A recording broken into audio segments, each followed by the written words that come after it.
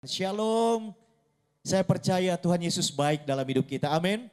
Dan di dalam segala hal yang Tuhan izinkan terjadi dalam hidup kita, percayalah Tuhan itu gak pernah keliru, amin. Satu nomor pujian saya akan nyanyikan sebelum saya akan sampaikan firman Tuhan. Silakan musiknya, pujian ini berjudul Tuhan Tak Pernah Salah. Minggu lalu saya baru rilis di channel YouTube saya, saudara kalau mau dengerin kembali, ketik Tuhan Tak Pernah Salah, Walden, nanti keluar di YouTube. Tuhan tidak pernah salah di dalam segala keputusan-keputusannya. Tetapi yang Tuhan mau, yang salah dalam hidup kita itu menjadi benar, saudara. Amin. Bisa musiknya di play? Haleluya.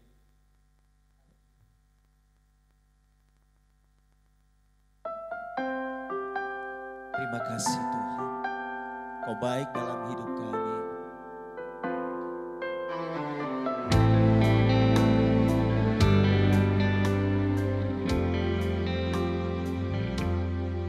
Untuk semua yang telah terjadi, aku bersyukur.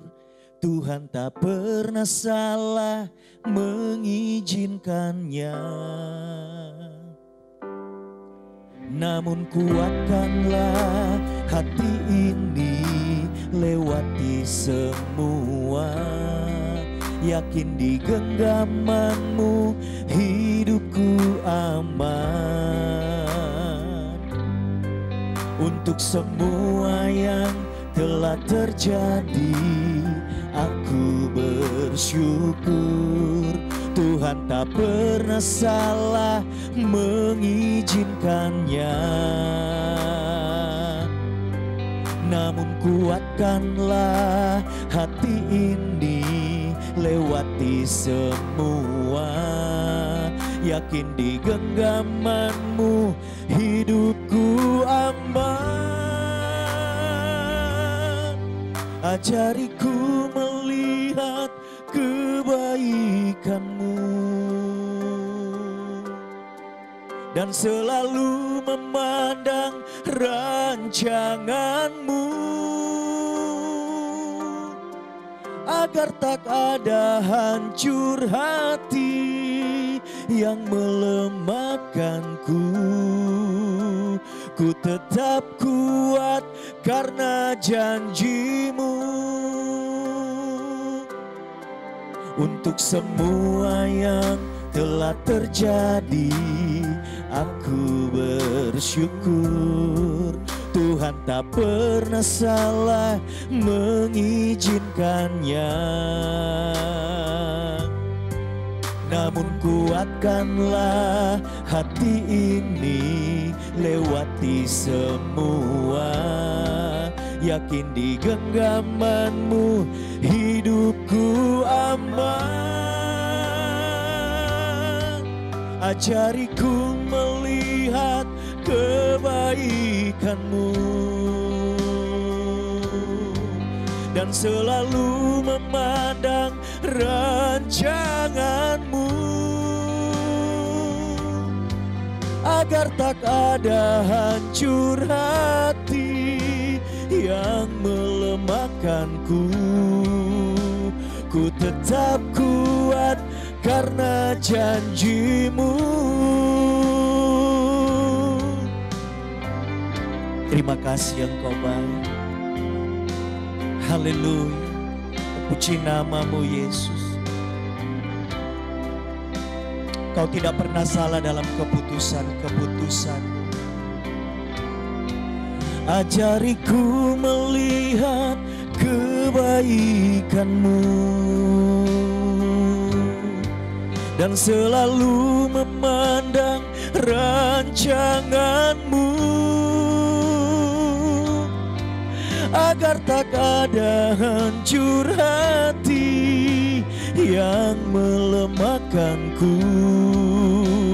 Ku tetap kuat karena janjimu,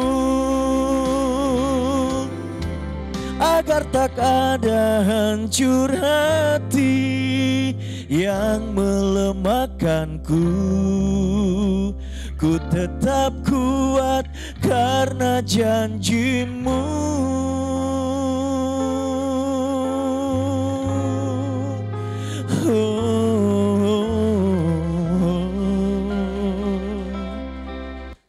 Kalau kita terus melihat janji Tuhan, memandang kebaikan Tuhan, kita tidak akan pernah kecewa, saudara.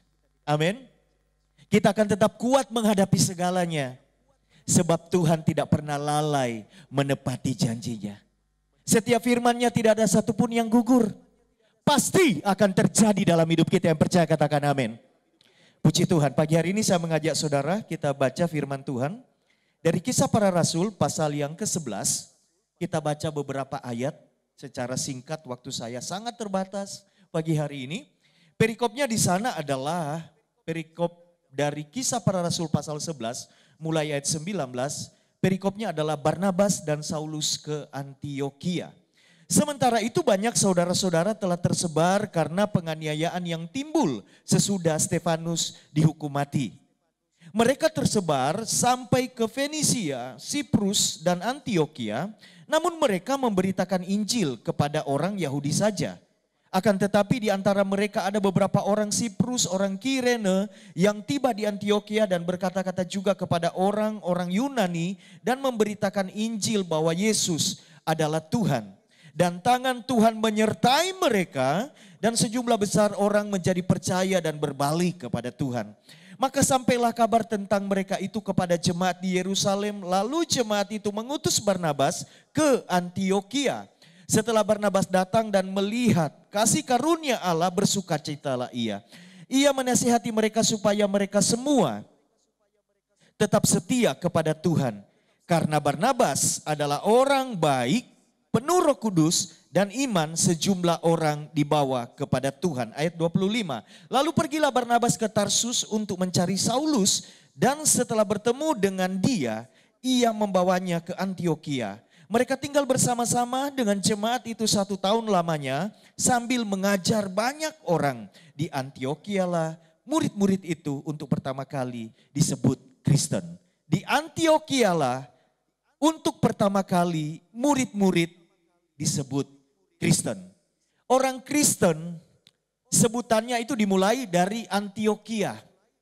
Ketika murid-murid yang tersebar pada waktu itu, mereka berkumpul di sana. Dan di Antiokhia dikatakan mereka ini, sekumpulan kecil orang-orang ini disebut Kristen. Dan kemudian sebutan itu ada sampai hari ini. Saudara dan saya, kita semua, kita disebut orang Kristen. Sesungguhnya apakah orang Kristen itu? Orang Kristen itu adalah mereka yang mengikut Kristus. Sebenarnya itu adalah sebutan, julukan, ejekan dalam tanda petik pada masyarakat waktu itu untuk orang Kristen. Mereka pengikut Kristus. Mereka hidup seperti Kristus. Tetapi pada perkembangannya, Kristen itu adalah identitas orang yang percaya kepada Kristus. Waktu saudara percaya kepada Yesus, saudara disebut Kristen. Artinya apa? Saudara hidup seperti Kristus. Saudara mengikuti Kristus. Saudara hidupnya itu duplikatnya Kristus. Fotokopinya Kristus. Amin, saudara. Mestinya seperti itu kehidupan orang Kristen. Selalu bicara tentang bagaimana Kristus hidup. Yang dia hidupi di dalam kehidupannya. Jadi kehidupan Kristen itu panggilannya cuma satu. Menjadi berkat, saudara. Amin. Saudara dan saya diberkati untuk menjadi berkat. Karena Kristus itu berkat bagi dunia ini. Berkat keselamatan, berkat pemulihan, berkat segala-galanya datang dari Kristus. Amin, saudara. Nah, bicara tentang kekristenan, itu bicara tentang integritas Kristus. Yang hidup dalam kehidupan kita. Orang Kristen tidak punya pilihan lain. Kalau saudara berkata, saudara orang Kristen, saudara wajib. Saudara dan saya wajib hidup seperti Kristus. Amin, saudara. Tidak boleh setengah-setengah. Tidak boleh hangat-hangat kuku, saudara. Harus panas. Jangan dingin. Apalagi suam-suam, dimuntahkan, tidak berkenan. Menjadi Kristen memilih menjadi seperti Kristus. Integritas itu berasal dari bahasa Latin sebenarnya. Integrate artinya komplit. Tanpa cacat. Sempurna, tanpa kepalsuan, tanpa topeng. Orang Kristen meneladani Kristus. Kristus itu betul-betul harus nampak. Betul-betul tak tertutupi oleh hal-hal yang lain. Segala yang baik dari Yesus yang ada dalam hidup kita itu harus nampak melalui perkataan, perbuatan, dan tindakan kita. Yang mengerti katakan amin. Kamus Besar Bahasa Indonesia mendefinisikan integritas sebagai keterpaduan, keutuhan, jujur, dapat dipercaya. Kalau saya bicara tentang integritas versi saya, integritas itu bicara tentang ada nggak ada orang, dilihat atau tidak dilihat, kita tetap hidup benar di hadapan Tuhan. Amin. Orang Kristen harus punya jati diri. Hidup seperti Kristus. Dalam kesejatian, dalam kemurnian, bukan dalam kepura-puraan. Apalagi dalam kemunafikan. Kita harus menjalani hidup kita betul-betul mencerminkan Kristus. Karena dunia ini, orang di sekitar kita butuh Yesus yang mengerti, katakan amin. Ya saudara, dan tadi kita baca bersama di dalam Kisah Para Rasul pasal 11, itu kisah setelah Stefanus mati di rajam batu, dilempari batu sampai mati karena memberitakan kabar baik. Lalu di singkat cerita tadi yang kita baca, di sana banyak informasi bahwa murid-murid itu nyebar kemana-mana. Mereka ke Siprus, Kirene, Antioquia. Mereka itu meninggalkan Yerusalem, base camp mereka, tempat mereka tinggal, kota mereka. Mereka harus menghindari Yerusalem. Kenapa? Yerusalem tidak aman buat mereka. Mereka dikejar-kejar. Mereka dicari-cari, saudara. Mereka mau dihabisin sama penguasa pada waktu itu. Karena Kristen minoritas pada waktu itu. Tetapi kita melihat orang yang disebut Kristen ini. Mereka yang menghidupi Kristus ini. Julukan minoritas dalam hidup mereka, kelompok mereka. Itu sama sekali tidak menghalangi mereka untuk hidup seperti Kristus. Dikatakan di dalam ayat yang ke-19, dimanapun mereka berada, saudara, mereka tetap memberitakan Injil. Katakan amin. Mereka tersebar sampai ke Fenisia, Siprus, dan Antioquia, namun mereka memberitakan Injil kepada orang Yahudi pada waktu itu. Jadi di tengah tekanan hidup yang tidak mudah, yang membuat mereka harus berpindah-pindah kota, mereka tetap memunculkan kehidupan yang memiliki nilai integritas yang tinggi. Mereka bayar harganya. Bahwa Kristus yang sudah menyelamatkan mereka. Yang mereka ikuti, yang hidup di dalam kehidupan mereka. Itu telah mengubah kehidupan mereka dan kesaksian hidup ini tidak mereka tutupi. Melalui perbuatan baik dikatakannya tadi. Banyak orang diselamatkan. Orang Kristen itu sebenarnya dimanapun mereka berada itu nampak sekali saudara.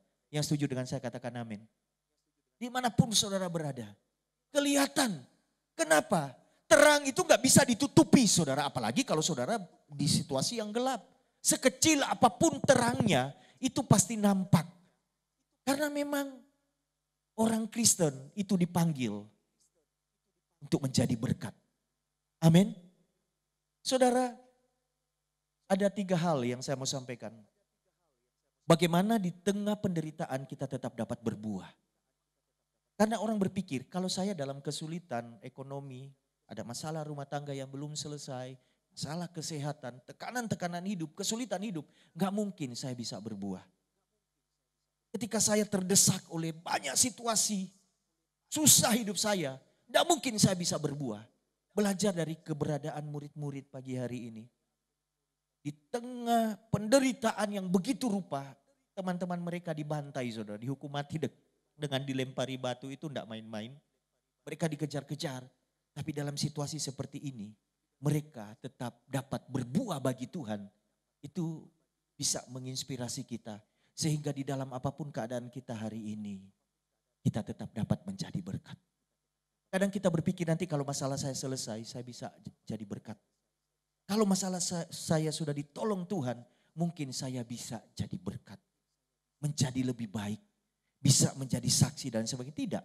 Bahkan ketika masalah itu belum selesai sebenarnya, Tuhan pengen kita menjadi berkat. Amin. Tuhan pengen kita berbuah.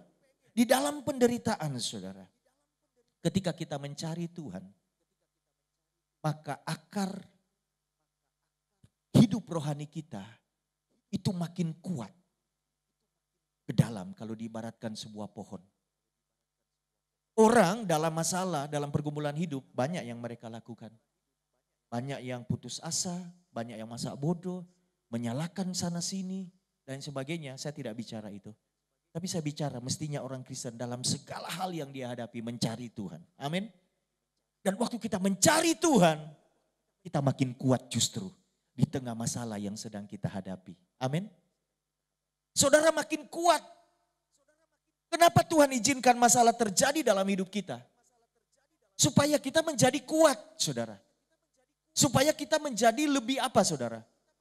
Lebih bijaksana, lebih sabar. Artinya progres kehidupan rohani kita makin berkualitas melalui ujian-ujian yang kita menangkan bersama dengan Tuhan. Amin. Hal pertama, bagaimana kita tetap kuat dan tetap dapat berbuah di tengah penderitaan adalah kenali Tuhan dan rancangannya dalam hidup kita lebih lagi. Ketika kita kenal Tuhan, saudara, kita tidak akan pernah ragu untuk apa yang menjadi keputusan Tuhan dalam hidup kita. Percayalah, Tuhan itu punya ketetapan dalam hidup saudara. Tuhan itu punya rancangan dalam hidup saudara.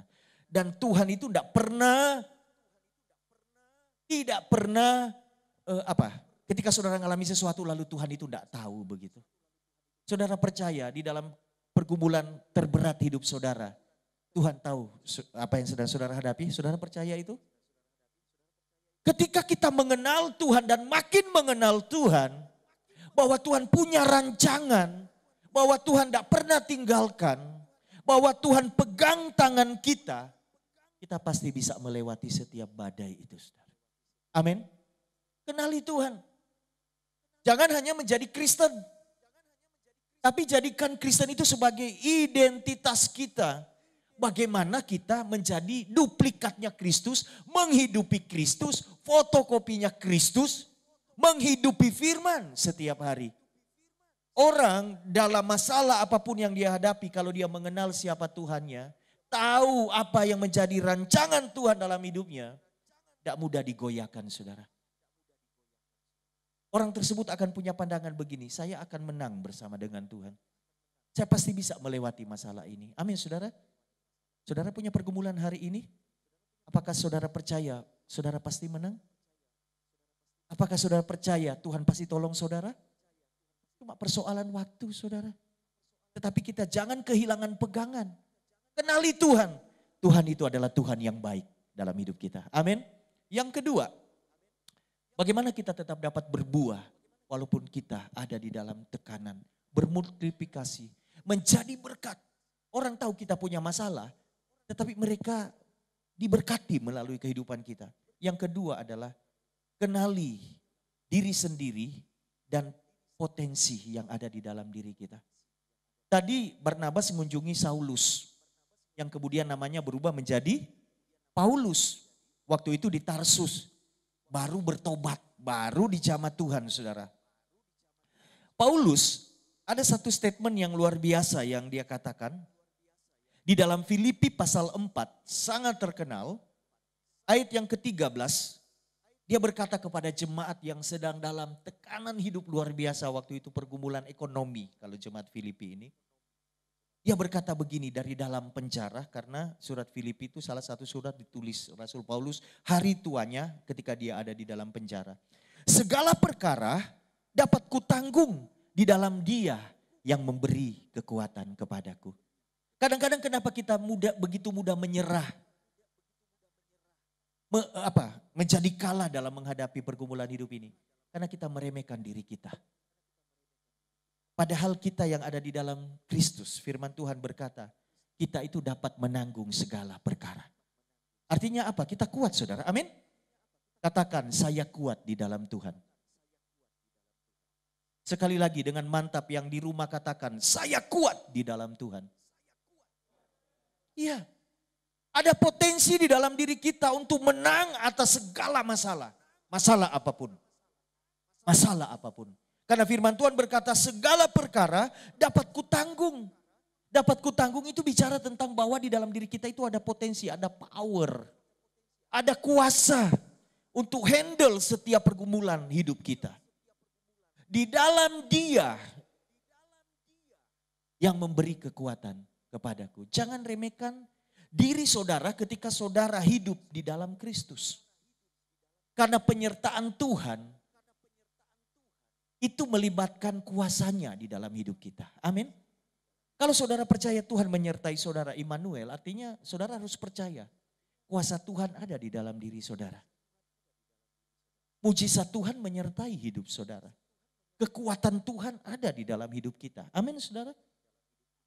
Segala perkara dapat kita tanggung. Jadi hari ini apapun masalahnya, engkau kuat, bisa menghadapinya. Teruslah jadi berkat. Jangan kita terpuruk oleh keadaan, masalah yang sedang kita hadapi. Setiap orang punya pergumulan sendiri-sendiri. Saya secara pribadi punya pergumulan sendiri-sendiri. Saudara punya pergumulan. Berat, level beratnya ya tergantung bagaimana kita tergantung bagaimana kita memandang masalah itu. Tetapi secara pribadi, dalam keadaan yang paling berat dalam hidup saya selalu berkata, saya pasti menang bersama Tuhan. Saya pasti menang bersama Tuhan. Karena di dalam Dia segala perkara dapat kita tanggung. Amin saudara. Hari-hari ini banyak orang konseling dengan saya masalah investasi bodong. Saya tidak tahu jemaat di sini ada enggak yang kena investasi bodong. Investasi bodong. Tadi malam pulang dari pelayanan saya dengar di SS ada satu orang baru aja beberapa menit yang lalu kehilangan ratusan juta dalam sekejap karena main HP. Lalu ada aplikasi tertentu yang mau top up fasilitas prioritas di bank swasta. Top up BCA prioritas begitu ya saudara. Begitu dia ikuti sampai key-nya, kuncinya, tiba-tiba dia sadar, loh kok sudah tidak bisa di follow up. Begitu dia cek saldo, ratusan juta melayang saudara. Hari-hari ini banyak orang sedang dalam kesulitan hidup secara ekonomi. Bodong, investasi bodong. Ya toh, anak-anak muda juga banyak konseling. Terjebak investasi bodong. Pacaran lama enggak jadi saudara. Sudah banyak investasi keluar. Bodong ternyata begitu ya. Tapi dalam apapun yang sedang kita hadapi, segala perkara dapat kita tanggung kalau kita ada di dalam Dia. Situasinya semua orang dalam tekanan, sedang dalam pemulihan ekonomi dan sebagainya hari-hari ini. Tetapi dalam masa pemulihan ini, belum 100% dipulihkan bahkan Tuhan sedang berproses. Saudara tetap dapat berbuah. Saudara tetap dapat menjadi berkat melalui perkataan saudara. Saudara tetap dapat menjadi berkat melalui hidup saudara. Amin. Dalam segala hal, di dalam tekanan, bahkan dalam pergumulan, kita tetap dapat menjadi berkat. Lalu kemudian yang ketiga saudara. Kenali sesama dan kebutuhannya. Bagaimana kita dapat berbuah. Bahwa sesulit-sulitnya hidup kita, orang lain juga punya kesulitan yang bahkan mungkin lebih sulit dari hidup kita. Setuju dengan statement saya? Hari-hari ini dalam doa Zoom, 2 tahun ini kami punya doa Zoom pagi, siang malam sepanjang hari. Kami mendoakan bangsa ini, kami mendoakan gereja Tuhan. Ketika saya mendoakan bangsa ini, saya tidak lagi hanya berdoa untuk kemakmuran, keamanan, kenyamanan, ya itu didoakan. Tetapi satu yang saya minta, bagi pemimpin bangsa ini saya minta kesempatan. Tuhan beri mereka kesempatan untuk mengenal Engkau sebagai Tuhan dan Juru Selamat. Beri mereka kesempatan untuk diselamatkan. Ketika kita mengenal sesama kita, bahwa mereka itu butuh Tuhan. Mereka itu butuh dikuatkan. Mereka butuh terang yang ada pada kita. Maka mungkin kita belum selesai masalah kita. Kita tetap dapat menjadi pribadi yang dipakai Tuhan untuk tolong mereka. Dan nama Tuhan dipermuliakan. Amin. Seperti Barnabas dikatakan, orang yang baik. Dan melalui kebaikannya, banyak orang diselamatkan. Melalui kebaikan hidup kita, Injil itu akan menjadi mudah diterima oleh orang lain. Melalui kebaikan hidup kita yang terus ingin berbuah menjadi berkat. Nama Tuhan itu dipermuliakan, saudara. Amin. Mungkin bukan saudara, bukan saya yang memenangkan orang. Tetapi apa yang kita tanam satu waktu, ada yang menuai dan mereka diselamatkan dalam nama Yesus. Mari kita bangkit berdiri bersama-sama. Saudara, hari ini mari kita berpikir bahwa hidup ini tidak hanya bicara tentang pergumulan kita, apa yang kita makan, apa yang kita minum, apa yang kita pakai.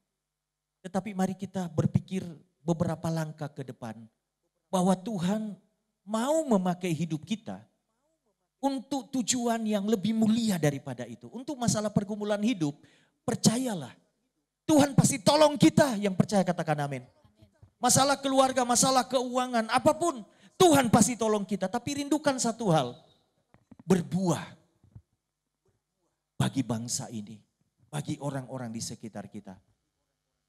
Dan berbuah ini tidak mengenal musim. Kita dapat berbuah dalam segala keadaan. Bahkan ketika saudara sedang dalam masalah yang belum selesai, saudara tetap dapat menjadi berkat. Karena saudara tahu Tuhan sedang mengendalikan segalanya. Tuhan sedang memproses sesuatu dalam hidup saudara. Saudara tidak kehilangan pegangan.